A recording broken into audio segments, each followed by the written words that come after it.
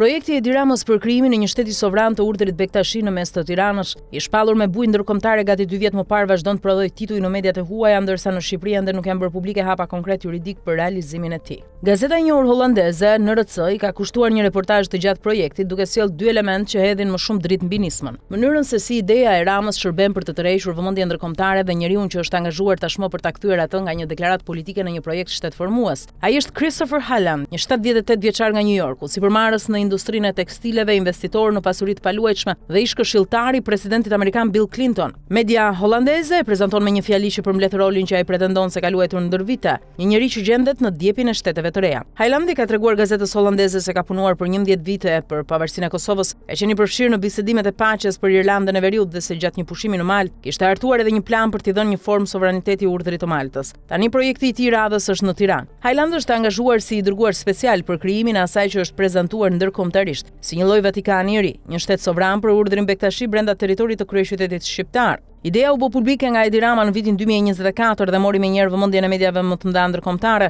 Kryeministri foli më pas edhe në Kombet e Bashkuara për projektin, duke argumentuar se komuniteti Bektashi, një urdhër mistik sufi brenda Islamit, duhet kishte një enklav sovrane të modeluar sipas Vatikanit. Sipas projektit prezantuar, shteti sovran i urdhrit Bektashi do të shtrihej në rreth 11 hektar në Tiranë dhe do të kishte qeverisjen, kufit dhe pasaportat e veta. Por pothuajse 2 vjet më vonë pikërisht realizimi konkret i projektit mbetet pikpyetja kryesore. Media holandeze shkruan se është ende shumë e pasigurt nëse planet ambicioze do të bëhen ndonjëherë realitet. Për ta shtyrë përpara projektin është angazhuar pikërisht Christopher Highland. Historia e përfshirjes së tij kalon edhe përmes një shqiptari tjetër, Aziz Vardar, pronari i muzeve kushtuar Banksit dhe realizuesi një dokumentari për Bektashi. Sipas reportazhit, Vardar e prezantoi Highland rreth 3 vjet më parë me kreun botror të Bektashinjve Babamondin. Ai takimi ishte dashuri me shikim të parë, thot Highland për takimin me Babamondin. Vardar, i cili jeton në Paris dhe identifikohet si Bektashi edhe pse nuk është besimtar praktikues, paraqitet si i dërguar i posaçëm i Bektashinjve për Europën. Highland mban të njëjtin rol për Amerikën. Në praktik, të dy po veprojnë si përfaqësues ndërkombëtar të një shteti që ende nuk ekziston. Ne jemi njerëzit që flasim në të gjithë botën për Bektashin dhe mendoj se Aziz dhe unë jemi zgjedhur mirë për këtë, thot Highland. Amerikani këmbgul se angazhimi i tij nuk lidhet me para apo interesa biznesi. Nuk paguhen për këtë dhe nuk kam asnjë interes biznesi. Një orë floriri, statusi apo edhe titulli ambasador nuk më interesojnë. Për mua bëhet fjalë për dhënë një kontribut në histori, deklaron ai. Por për te lobimit ndërkombëtar dhe ambicjes për të krijuar shtetin më të vogël në botë, reportazhi holandez rikthen debatin te motivi politik që qëndron pas idesë së Ramës.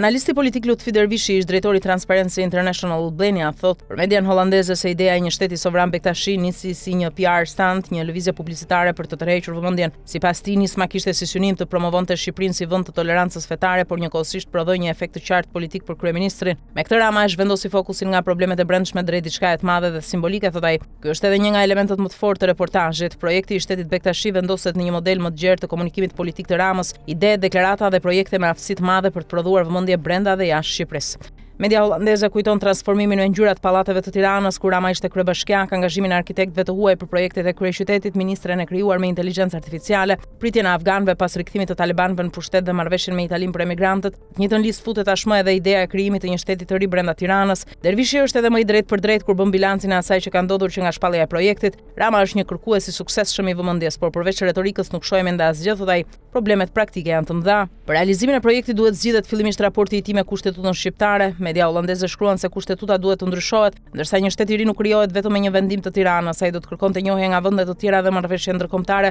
Gati 2 vjet pas prezantimit, sipas gazetës holandeze, nuk është bërë publik ndonjë zhvillim konkret në këto drejtime. Megjithatë, Christopher Highland shfaqet shumë më optimist. Ai e konsideron idenë e Ramës për shtetin Bektashi pjesë të asaj që e quan vizioni i kryeministrit shqiptar. Sipas tij, projekti mund ta vendosë Shqipërinë në hartën ndërkombëtare dhe të transmetojë një imazh pozitiv të vendit. Tregon një botë dashamirëse plot pozitivitet, thot ai. Admirimi i tij për Ramën shkon përtej projektit Bektashi. Në reportazhin e medias holandeze, amerikani flet me superlativa për kryeministrin shqiptar si artist dhe për arkitekturën e Tiranës.